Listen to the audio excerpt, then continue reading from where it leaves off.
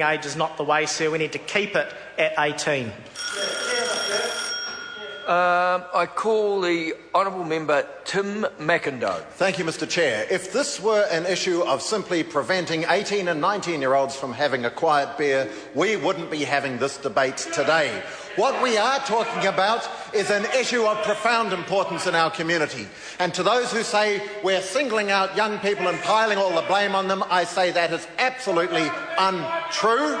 We are looking about protecting them from an aspect of their lifestyle, our whole lifestyle, that is doing enormous damage.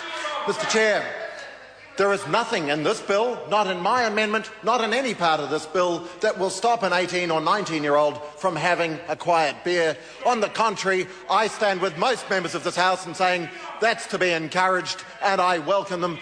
I simply say, however, as a parent whose children have just passed through this age group myself, that it was my responsibility and my wife's responsibility to help educate our young people to learn how to drink responsibly. And I hope that we've been able in a small way to do that. And I may be abused by my colleague on my left, but I believe it's an important issue.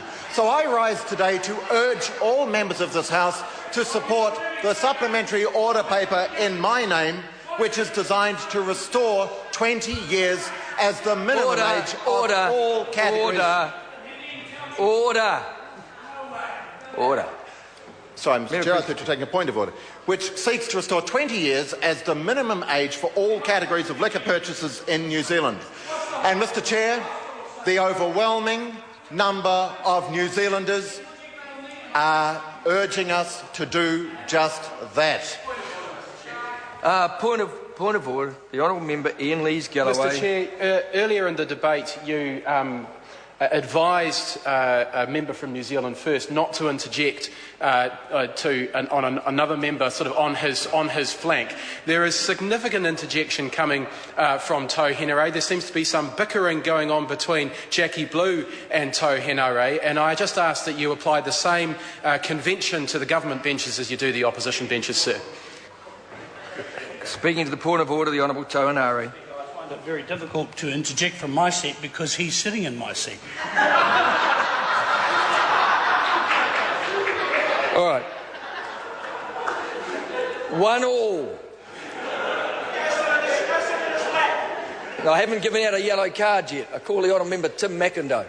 Mr Speaker, inevitably today's debate focuses on the age question because that's what this clause is all about.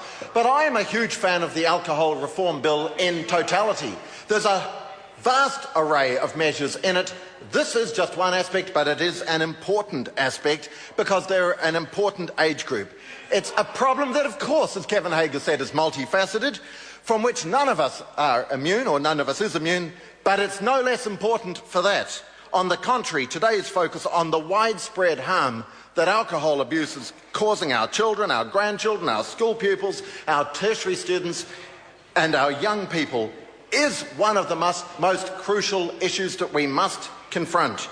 And, Mr Chair, that harm is very real, very disturbing and very dangerous.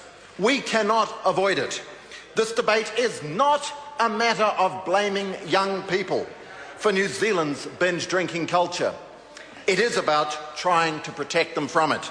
It isn't about restricting their rights. It is about enhancing the rights of those who love and care for them to guide them in safe and responsible choices as they move into the adult world.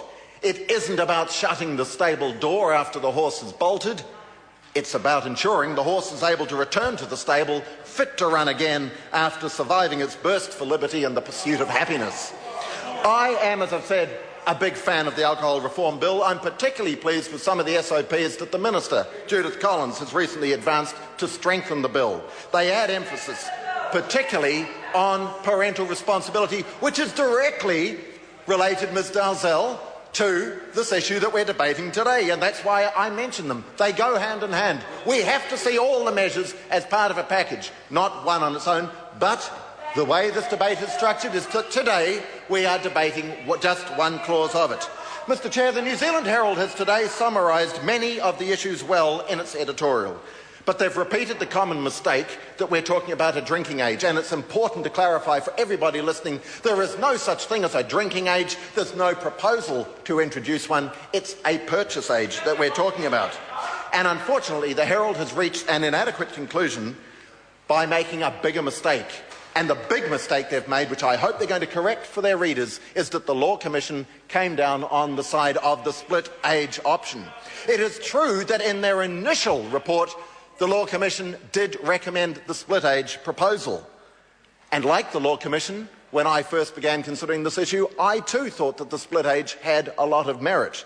But like the Law Commission, I have concluded, on the basis of the evidence, that there must be further moves than that. This change of position was set out clearly on page 258 of the final report, this huge tome. I hope the Herald, as I say, will correct the mistake. I will reluctantly support the split today, but only if my amendment is defeated. I call the honourable member Camcorder. Thank you, Mr. Chair. Many of us may choose to sample a cleansing ale, maybe a cuvée.